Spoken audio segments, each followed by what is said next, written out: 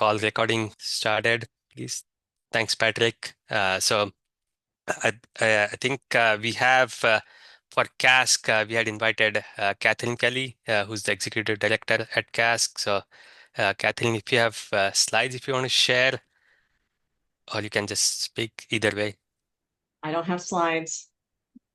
So thanks everyone. And I'm really wanting this to be a community input session. I'm not going to call it a focus group, but I would like to receive some input from those who attended the meeting.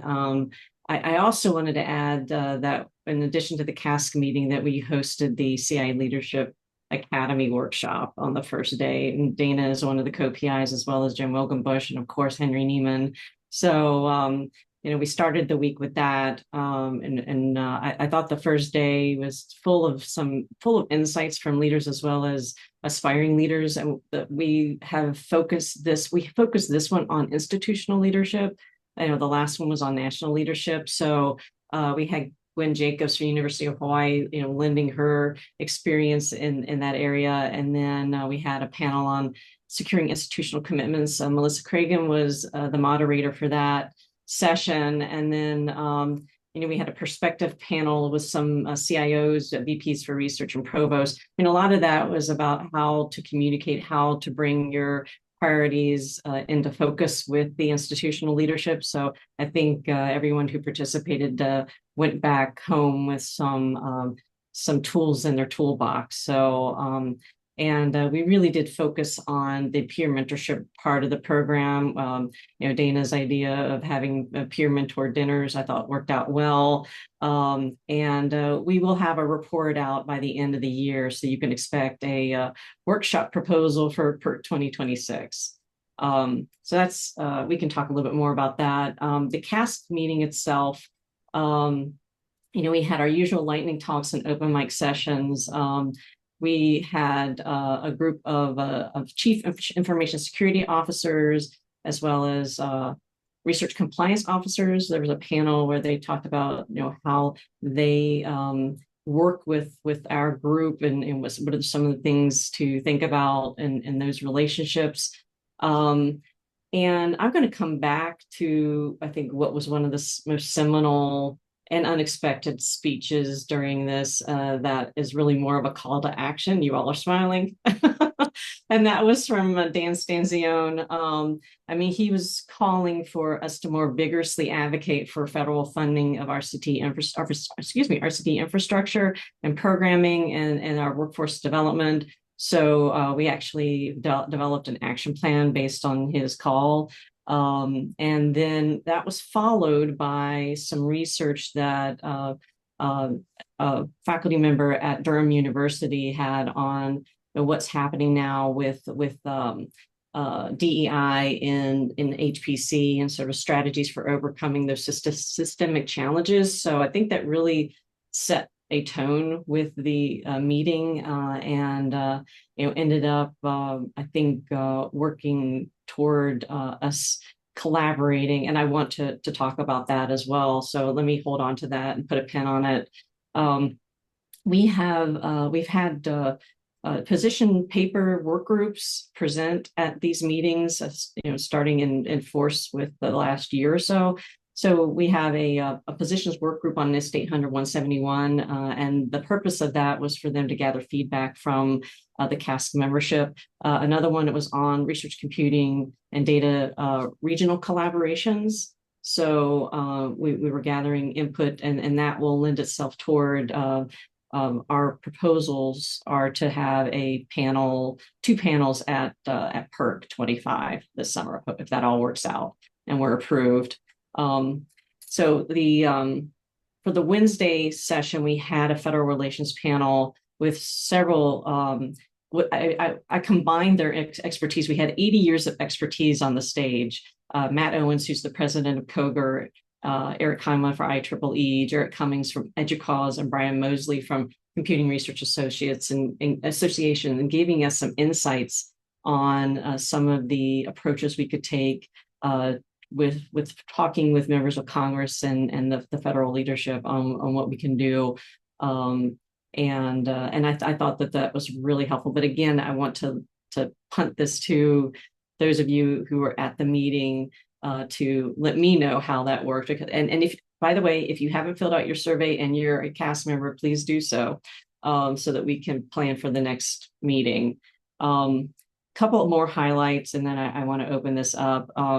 We had a quantum computing panel with Tori Patel of ASU and Richard Ross. I thought that that was, being able to talk about what is already occurring and being developed with quantum. And we've already received some responses from our CASC members on different approaches to that when we have our next meeting.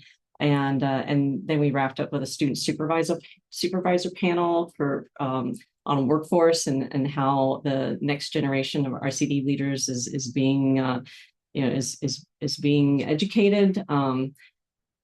Katie Atipis presented and gave her update, and she also had an ask for us to support messaging for NAIRR. So I think, quite honestly, given that that was the only federal agency speaker we could arrange for the meeting, that she did an excellent job of outlining, some of the priorities. But I wanted to come back to Dan's presentation, and since the next session is going to be on the current funding structure and planning for resiliency, so in response to his comments, we're developing some concise messaging, and that's going to come out this week to help members craft their own letters to discuss with their federal relations teams and to provide direct outreach to legislators to support RCD priorities. So those are already ready to go. We're going to talk about it in our executive committee meeting later today. And then we're also going to open up some of the, we're going to have several sessions set up on the calendars for any of the members to follow up and communicate with each other on messaging and approaches. And we're also leading up to a May 13th Coalition for National Science funding event where they're trying to arrange 75 meetings with congressional leaders to support NSF. So, and the messaging we're trying to underscore is that federal investments in research computing is not discretionary academic expenses. That is essential to national security and economic growth, job creation, and global competitiveness. So, but I think ultimately, I think you all can speak. You can speak to this, but and Melissa, I don't mean to call you up for this, but I really appreciated Melissa's and Dana's comments as we ended the meeting. And Dana, if you don't mind, I'm going to quote you. You said that this gathering was oxygen. So if I may open it up and get others' perspectives on how the meeting went, I think that would be better. I'm giving it to you from the operational standpoint. So please, I'd love to hear some feedback. I'll chime in super fast because one, it was a great meeting, and I mean it. It was oxygen to be around everybody and hear how everyone is doing. Katie also said that if you want to help, right now is the time when a program officer asks if you can review anything, do it and do it quickly, because they are trying to handle a lot of work, as you know. So I just wanted to add that bit. And I'll jump in since I got called on. Yeah, for me, I attended the one in the fall virtually, and I really appreciate, I didn't mention this part to Catherine, but the AV has been so good that giving us the opportunity to participate virtually has actually been a real gift. So that's great because I can't always make every meeting. But what I said specifically at the end of the meeting was it sometimes gets a little lonely down here in Houston. I'm used to being much closer to a lot of colleagues than I am down here, and so the meeting for me really reinvigorated me. My role in the IT organization has expanded a bit, so I can't only focus on research computing, and this really helped me get inspiration back for being able to really bring some things back to campus, and it was really good to see everybody. So yeah, thanks. Melissa actually brought tears to my eyes when she told me that last week. Rich, do you have anything to add? I see you're on the screen. Um, I think it was a really valuable meeting, and we got a lot of perspectives across the membership and really useful with, I think, as an opportunity for us to understand, we're in this together. It's it's not necessarily a comfortable space right now, but we can act jointly, and sometimes that means we can leverage members of the community who can make a better case in some cases than others. One of the things I asked on a sidebar with Katie Antipis last week is how can we advocate for science policy? And she said, be aware where you're coming from. Like an Ivy League communicator is not going to come across the same way as a communicator from another state potentially, and being able to have those discussions can be really dependent on context. And then that was really good food for thought for me, but also means we're as an organization, we're going to be reaching out to people and trying to find folks who could be excellent representatives as well. Hey, Rich, I think adding on to that, you and I spoke at the end about the comment about thinking of it as not educating, but informing when we are speaking. And I thought that we both agreed that was really a good perspective to hear. Yeah, it was the governmental relations panel just in general was probably the highlight of the week for me. Those gentlemen brought some real perspective and really helped, understand like these are different times when when things are different than they've always been, you got to work the fundamentals. And some of that is just, being informational. We're some of the most logical, data-driven folks, and we can provide excellent arguments based on that and not be adversarial and, get to sort of the heart of the matter. So that some of that feedback was really, really valuable to have. So I know we need to move on, but I think that following the comments that in summary, I think the message for the CASC meeting is that we learned that we are, and we knew this, that we are all in this together. All right. Thanks, Catherine, and thanks other speakers for sharing their views for the CASC meeting. I'm turn it over to Amy to talk about the RDAP annual meeting. Thank you for having me today. And again, my name is Amy Koschoffer. I have been a long-term member of RDAP, but also have attended summits before becoming a member because RDAP was not actually an official organization until about 2019. RDAP stands for Research Data Access and Preservation. And it started out of the ASIST summits, which are much more IT focused, but there was kind of this growing community around data management. And so they developed the RDAP Summit, and then that community decided they wanted a professional organization, and that became the RDAP Association. And but the summit is still the main, the main product we produce, the main way we bring the community together. And it's been a really, really great experience to attend over the years.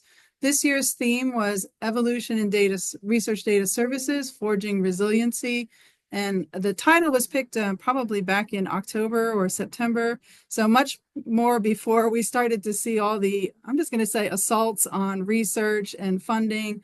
And so I just think it was really good foresight on the part of our planning committee. And the way the conference comes together, it is really crowdsourced in a way. People submit proposals, and from those proposals, themes will emerge, and they develop sessions based on those themes. So some of that content may not be completely relevant to this group, but what we are seeing with RDAP and the conference is a lot more cross fertilization between the RDAP community and the CARC community. And I do participate. I am the facilitator for the data-facing track along with Deb McCaffrey. So I've been involved in CARC for a while as well, but it's really nice to see a lot more CARC community members coming into RDAP and being presenters. Before the conference starts, we have usually a day of workshops, and then there are 3 days of, well, 2.5 days, I would say, of presentations on different themes. This year's workshops were on qualitative data analysis. There was involving the 3-2-1 backup rule, which Deb McCaffrey was a presenter for as well. I don't know if you all know Deb, but I'm really a great colleague in the data facing track. And then there was one on programming logic for non-programmers, and then how to craft jobs with purpose and thinking about well-being in research and data services. So that's the Monday. And then Tuesday, we had our keynote speaker, Thomas Padilla. He talked about maintaining the public interest in our work. And again, he talked about this kind of before we saw a bit more assault on our funding. So it was also, again, kind of fortuitous to hear about, his perspective on, just getting people engaged with what we're doing and trying to maintain a focus on, the library work, support for research, funding. And so it was a really great keynote. One thing I should say that I'll put a couple links in the chat before I keep going too far. Here's the link to the summit page. Let's put that there. And then all materials from the conference will end up in the Open Science Framework, OSF. And so you can go and visit this. Not all of the content that I'll talk about is there, but a lot of it is. And so I'll try to highlight some of the things that you can find there. The first session I thought was really great. It was about cross-discipline collaborations and partnerships. And I think as interested, that has been mentioned already, we're kind of in this together. How do we build those partnerships? How do we have those kind of conversations? And there was a phrase that came out of one of the first talks. It was talked about hiding the broccoli and the cookies. And I really like this, kind of like having a different agenda, trying to be kind of maybe a hidden message in what you're saying. And so that was one of the talks that I enjoyed. And then one of the other ones that may be of interest to you all here, and actually Tobin is here today, so I'm gonna, if Tobin wants to talk about her talk, but there was this session, Send It Away or Put It on Display, How to Talk with Research Computing Staff. I did not attend this one, so I don't know, Tobin, if you want to give a little highlight of your presentation. Yeah, so this talk was put together a combination of folks who work primarily in the library space and others that are primarily in the IT space for research data management work.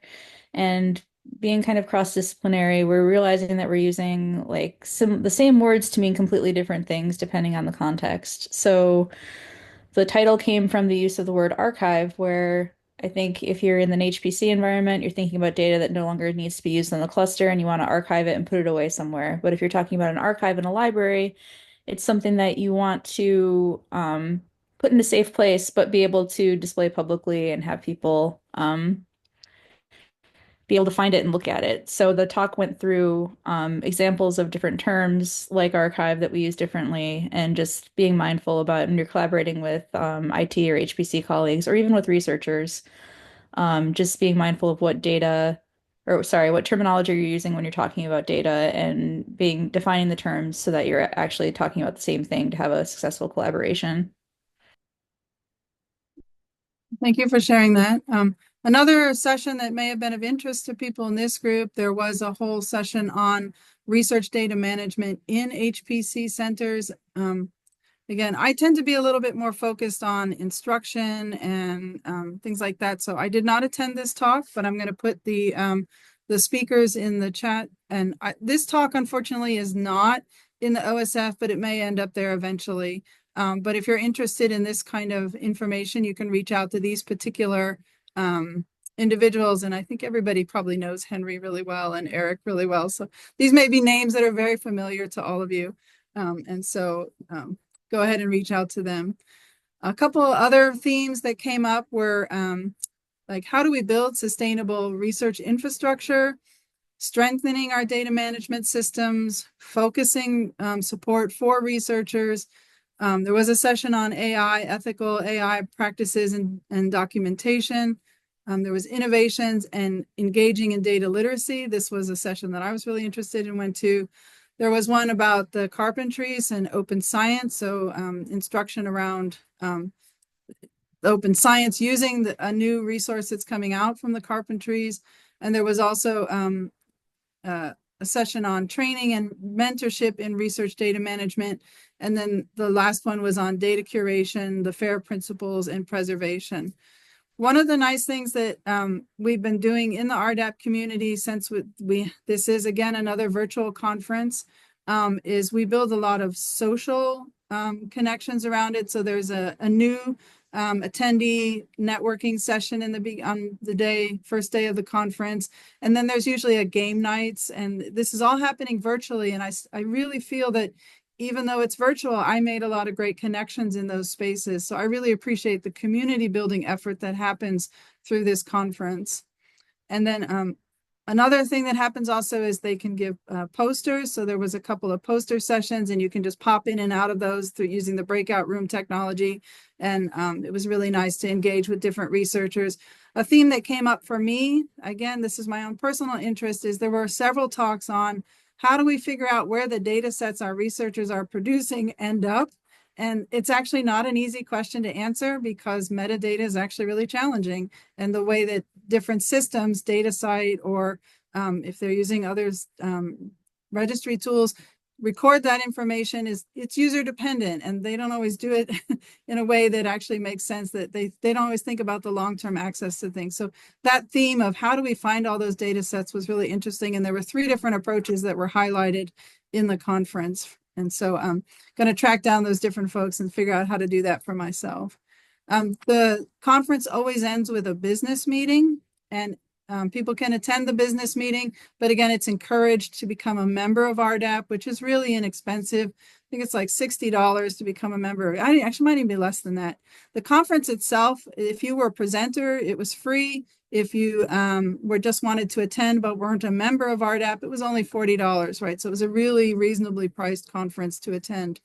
And I really just think it's always really good because it's bringing out those themes that we are always addressing, in our communities, and how to solve the problems of our daily work.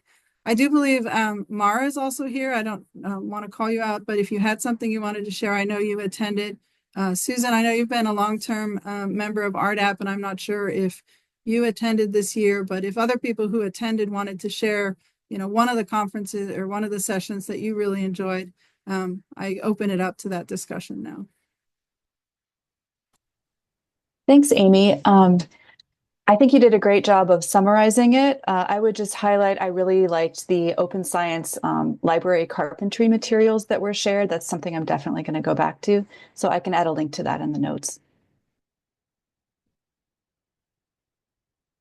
And Amy, I know you called me out. I wasn't able to attend much this year, but everything I did see was excellent. And I think you gave a great overview. And I know I put you on the spot asking you to come today to do it. So thanks to you and Tobin. Appreciate it. Oh, sure. Actually, I mean, RDAP is so close to my heart. I was one of the founding members. And so that was it's really great for me to see the thriving community. I totally forgot to mention that we had a second keynote this year. Casey Feisler from University of Colorado Boulder, and she talked about when people are the data, and I think thinking about social media data, things like that. And I always like this phrase from the movie The Social Dilemma: if you're not paying for the product, you are the product. And she really focused on thinking about that, and then the need to really see the people behind the data, which I think is something that doesn't always happen, but is really important to remember. So that was another really great presentation to see. Yeah, so that presentation was really impactful for me because we do frequently get requests from researchers who want to use social media data, and I have definitely heard them say, like, it's public, it's okay, I can use it on the HPC. But just seeing the survey results that she presented about people who use social media and that they don't expect to be part of research data sets and that they would want to know about the study and would actually read the study was really interesting to me. And I might pass that along when I have consults in that regard. Mm-hmm. Well, again, thank you for allowing me to highlight RDAP. And again, you're all welcome to come and join the community. There's a lot that goes on during the year, just like with CARC. There are journal clubs, there are educational webinars that are available, and we'd really love to see you all there. And thanks again. Thanks, Amy, and thanks other speakers. So I think like being able to run a virtual conference effectively is something that all of us can learn. So thanks for that insights. I'm going to turn it over to Jim to talk about ABRF. Thank you, Amit. I am going to just sort of share my screen for a second, just so that people have some context here. This is great to hear what is happening, and I think it's emblematic of the extent to which we would love to be able to somehow clone ourselves so we could make it to all these events, but we can't. And case in point, I missed CART for the first time in I don't know how long. I'm sorry, CASC, the CASC meeting because I was at another event that I'm going to share with you. I only learned about ABRF a year ago when it was in the Twin Cities. As Amit mentioned, it stands for the Association for Biomolecular Research Facilities.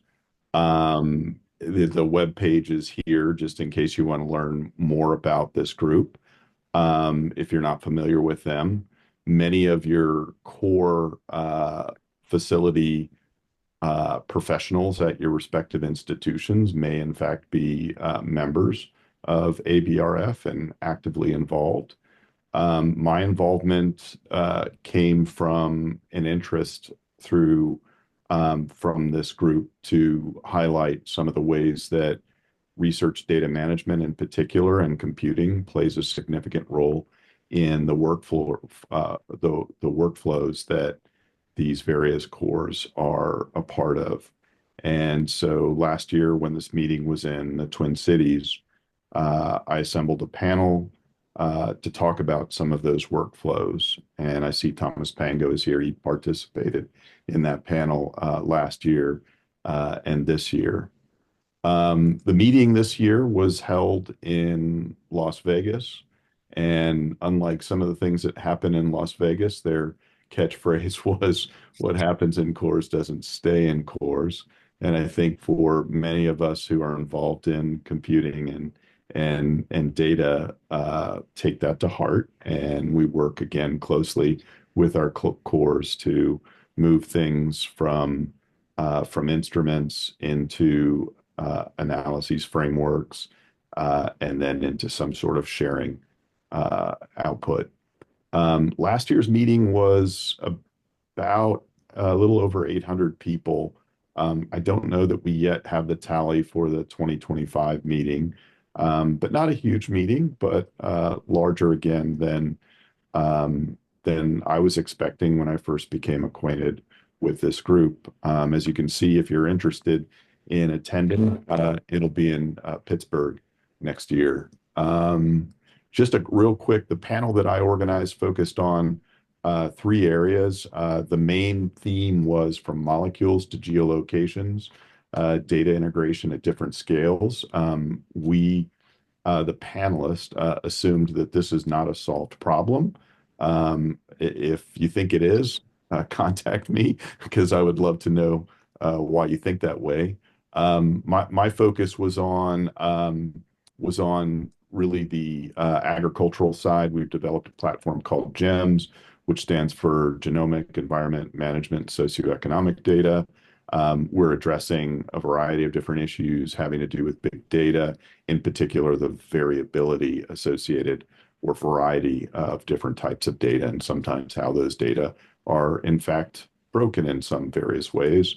We also look at privacy more specifically because over 50% of the research now in agriculture is being done in the private sector.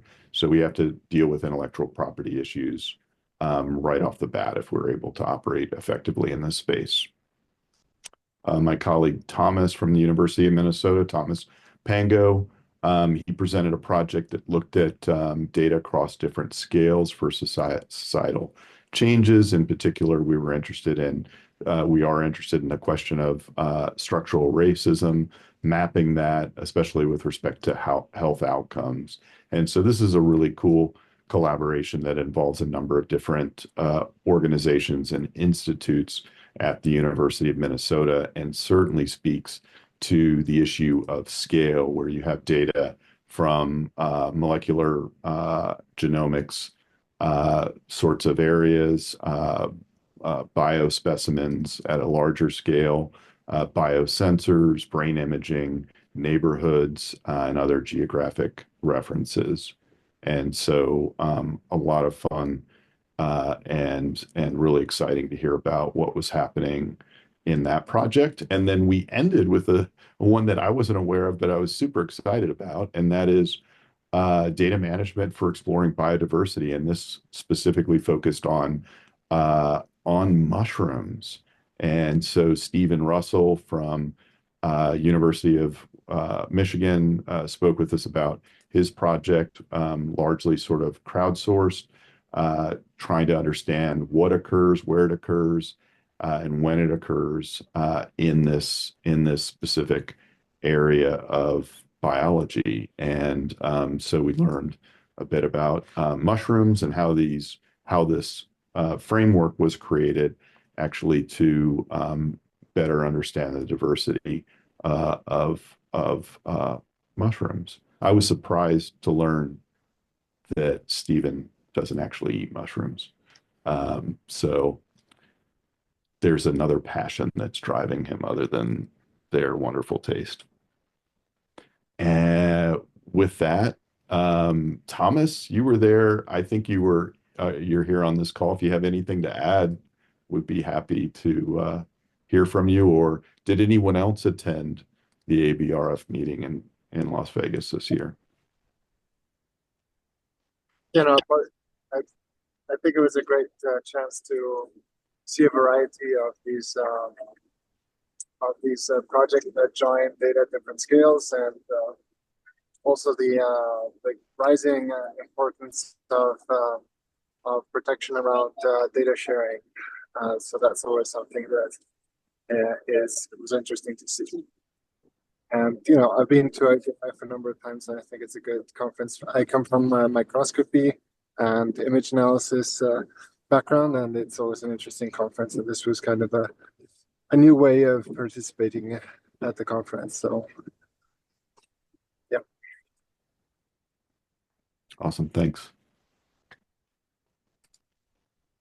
All right, that's all we've got. Thanks, everyone. Thanks, Jim. I think it's a new community for several of the research computing data professionals. So it would be interesting to hear about potential crossover that's happening going forward. So with that, I'll turn it over to Dana to talk about the NAIRR Pilot inaugural meeting. Thank you. I do have slides, assuming I can pull them up. I don't know that I can. Hold on. Let's make this full screen, I suppose. Let's try this. Yeah, we see your desktop, Dana. How about right now? What do you see? We see the whole desktop, including Slack. But yeah, that's better. Now what do you see now? We see the presenter mode. Oh, okay. Thank you. You know how much I hate Zoom still? Let's see. Oh, I know. No, I can't do that. Here. Oh, I know the solution. Watch this. Doink. Yeah, there we go. Doink. That there we did go. it. Nice. Okay. So I'm not going to explain what NAIRR is. Does everybody know? I hope. And the slides look good right now? Is this? Yes. Oh, maybe this part. Here, I'll move this over. Okay, so this meeting, National AI Research Resource Pilot's first annual meeting took place in February. The reason why most of you weren't there is because it was invitation only, and I'll get into who got invited. But it was organized by Internet 2, so me and my colleagues across here in partnership with NSF. Very shortly, so it's 2.5 days. We had 415 registered, 378 showed up, and a lot of sessions. This is the program committee, a picture of them. Notice the vast majority of the program committee was part of that initial 35 NAIRR Pilot allocation awardees, along with Frank and Shelley and some folks from the industry partners and resource providers and from MSCC, and then some of us from NSF and Internet 2. So here's who was invited. So at its heart, this was intended to be like a PI meeting where the PIs were the resource allocation awardees. So I think we ended up with nearly 200 people in attendance being resource awardees. So researchers, classroom educator awards, and each of them were allowed to bring with them a student or trainee. And we also supported their travel for all this. So we had like 240 people's travel support, along with demonstration project awardees, resource providers, the outreach expansion project. So that includes like the eager we have is CARC/Internet 2. The champions have one as well. Federal agency representatives, which you can imagine how well that went. Various people behind the scenes on the NAIRR pilot, and then some campus outreach folks. The objectives will come as no surprise. Get a lot of overview, celebrate the science that's going on that the NAIRR enables, communicate all those successes and challenges, build collaborations amongst all the people, both the researcher side, the RCD professional side, and crossing between those. And then, of course, get feedback and input on the NAIRR pilot, thinking about maybe someday there'll be a full NAIRR. And so I do want to spend a couple minutes just going over the meeting design. So 2.5 days. So day one is one, well, first of all, I'll get to it. Day one is about just engaging, hearing about the science, and starting to hang out with people that you're more familiar with. So day two is more informed. So about the ecosystem, the AI resource ecosystem, more in the pilots. And then day three, kind of reflect on both the NAIRR pilot and the conference itself. So you can see here, these are the pieces that highlight the research going on. So we had 4 keynotes. So David Baker, the Nobel laureate, Joyce Malin Smith, who's focused on community building around education, and then Bhaskar G, which he was on the program committee. All of these talks are now on YouTube. I'll get links to later. Lightning track talks, we split those up into four sections. We had about 13 each, so they were very short. But the feedback on those is collaborations were happening in even just a 4 or 5 minute talk, which was nice to see. We had poster sessions, project demos, and a resource provider meet and greet. Remember, a lot of these people have never met each other before, including the resource providers. And now these sessions that are highlighted now, so the first one, the AI career and program development, is broken down into various affinity groups among the participants to get to know each other. The last one, I think we got that on there because a lot of the people involved in making the NAIRR pilot happen are so busy they don't have much time to talk to each other or meet each other. So that was a good opportunity there.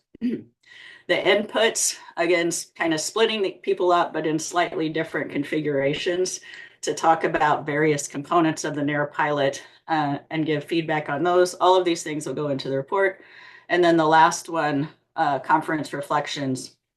And that's, we had each breakout group spend half the time talking about the NAIRR pilot itself to feed back into both NSF and all the federal agency partners, along with conference feedback for if we get to do it again or whoever does. And then lastly, Katie doing some looking forward. Resource providers, I'll skip around a little bit here. So Katie gave State of the NAIRR pilot. I'll give you slides to that. That first one on day 2 is Dave Hart, NAIRR pilot stats and operations. I'll share the video of that. That is, if you want to know like all the things to care about with the NAIRR pilot and what's going on, that's the place you want to go. And so get to the good part. So reflections this is my personal reflections on this is all those breakout sessions, everything. Lauren Michael was my co-program coordinator on this. We wrote out to many of our friends in the CARC community to ask them who managed to be on the invite list to show up and be scribes, facilitators, moderators of all these sessions. And everybody we asked was an immediate, yes, how can I help? So I want to just basically reflect on everything we've always said in this group is how wonderful our community is in stepping up and helping each other do these sorts of things. The other big one to me was a lot of these conferences, even the ones we heard today, are, I don't want to say insular, but we have CASC and PERC and there's RDAP and, the one Jim talked about. People split up into their domains so easily. And so this was cool because we had the CIA or RCD professionals and we had the researchers engaging with each other, but we had that third piece where they're engaging, researchers and the RCD professionals are engaging in real ways. So that I think is one of the coolest things that happened here. The other thing to know about the NAIRR Pilot in general and this conference in particular is that it's bringing in a lot of people that aren't our usual suspects, right? So people who are familiar with like NSF Access or our resources from both the researcher side, other federal agency staff, and also the private sector resource providers that haven't engaged in this kind of activity before, and they're learning quickly. So on that last day, we did the reflections where everybody broke out. So this is, a mostly Claude generated encapsulation of all of those things is strengths of this is the NAIRR Pilot reflections. So strengths, access to resources they couldn't get otherwise, the kind of federal industry collaboration there is, education focus, a lot of these things that we all think are good ideas. So I won't necessarily go through them. You have the slides. And then opportunities, which as you know, and everybody keeps saying, this is a pilot, so not everything is there now. But these are things that were identified, by the community that was there that they think that the NAIRR Pilot should focus on. So, streamlining the onboarding process. Part of this is because there's so many new researchers and new resource providers that don't have those steps together yet. Long-term data storage, no surprise. Enhancing the resource selection guidance, right? These are all things that we still work on, or not we, but as a community, we still work on for our researchers. And then just, integrating with local research computing. I'll leave these for you to read. And then overheard. So this is Katie's, really her last slide. So I thought this was nice. So moving from a collection of resources toward building an ecosystem. So this is nice to see in print and understood by at the highest levels. People want to help and be more involved. The struggles with data. Understanding that it's not the PIs doing the work, it's their students. And then helping users get started. And the second to the last one, shifting from a hardware-based design to a workflow-based design, I think is a nice soundbite, and that we are building a community. And so I'll leave you with the slides. So here, the meeting website, all the slides that we have permission to share are now already, just got put up on Zenodo. All the videos we have permission to share are now on YouTube. The report will be coming soon. If you have a little bit of time but want to dig in a little bit, Dave Hart's slides and video are linked here. And then the reflection report out slides, you can go see those from each of the breakout rooms. And then also just, for fun, go watch Lauren's introduction to Dave Baker. It was really sweet. And that's, thanks to NSF for both the conference proposal and for the eager that we have with CARC. And we can talk more about it, but I want to thank Lauren for all the effort she put into really designing all of this. And I'll see if I can figure out how to unshare Zoom, which has become troublesome. But who else was here? I know I saw at least one person while I try to find the unshare button. Yeah, I was there. Dana, this is Baru. And something that was great for me was just having some of the New Jersey researchers who I hadn't met before, who were leveraging the NAIRR Pilot. And since February to now, I've had two of them present at local conferences. Oh, great. Yeah, Dana, I was there too, and I'll tell you one thing I really got out of that meeting was it was wonderful to see our folks from NSF present there, and there was a good energy in that meeting that I think was tangible. I mean, I talked to a lot of folks there, and it was I don't know how else to explain it, but it was a welcoming, refreshing kind of meeting in DC, which doesn't happen every day. So. Yeah.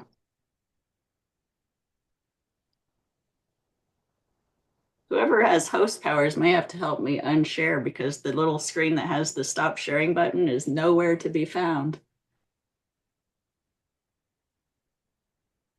Let me see if I can try to do that. In the meantime, did folks have any questions for the speakers that covered different areas? I know someone else was supposed to cover the GPU technology conference, but I don't see he joined the call today. So anyone else joined the call who went to GTC by any chance?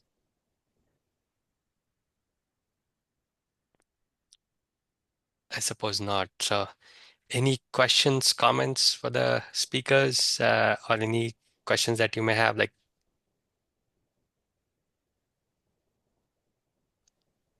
I don't have a question, but I do have a comment.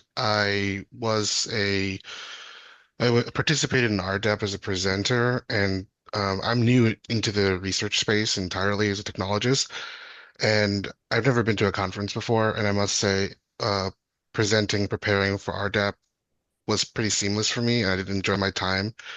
I worked with, I'm a colleague of Tobin and Llewellyn, who are in the call today, who helped make that process so much easy for us. And it was great to see that there was a lot of similarities in what we do in our workspace, especially with what's going on in today's world. Yeah, I'd like to chime in as well as a first-time presenter. And yes, I am new to this community as well. I have been in research for a while, but out of IT, fairly new. I'm just looking at how collaborative the IT community is. Has been an overall great experience.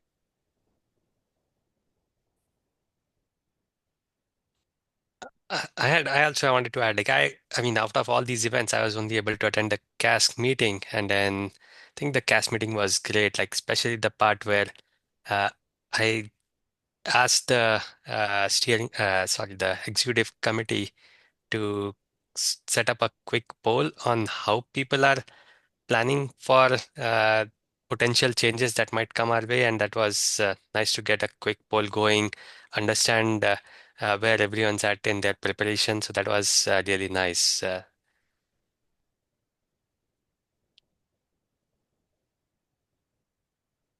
Any other comments or thought? We are almost at time right now. I'd like to make one more comment about CASC. It was my second time attending, both times virtually. And while I've never been able to attend in person, even being able to attend virtually, I still felt like I was part of the community and part of the room and part of being able to breathe in that oxygen, which I really appreciated. And I wanted to chime in too and say that one of the other panels that I found really impactful was the one with industry, with NVIDIA and some of the other vendors, and trying to figure out like the focus on AI with the Trump administration, wanting to be dominant, but really kind of wanting that dominance to come from industry, how we can actually partner with our partners to figure out how to strike that right balance of being able to get the work done and getting it done well. So one soundbite that I really appreciated from one of the vendors, and I can't remember who it was, you know, their focus is on quarterly revenues and generating revenues, whereas ours is something different. So because they focus on revenue generating initiatives, they don't always have time for research and development, but that's where they know that higher ed comes into play. So I really felt very comforted knowing that they're going to kind of have our back and try to find out ways to partner with us, even if we are not kind of front and center in AI, and it might be switching more to the industry side. That's a great comment, actually. I mean, the way I tried to summarize the industry panel and then the government relations panel was that there is inclination to invest in AI, and we are kind of part of that initiative. So We just have to be patient for things to settle down. At least that's how I took it positively. All right. With that, I think if there's no any other comment, if last chance for comments on what you participated. If there's any other conference that you went to that you would like to share about in the research computing and data realm, that would be nice. If not, then thanks everyone. I'll see you in the next call in May.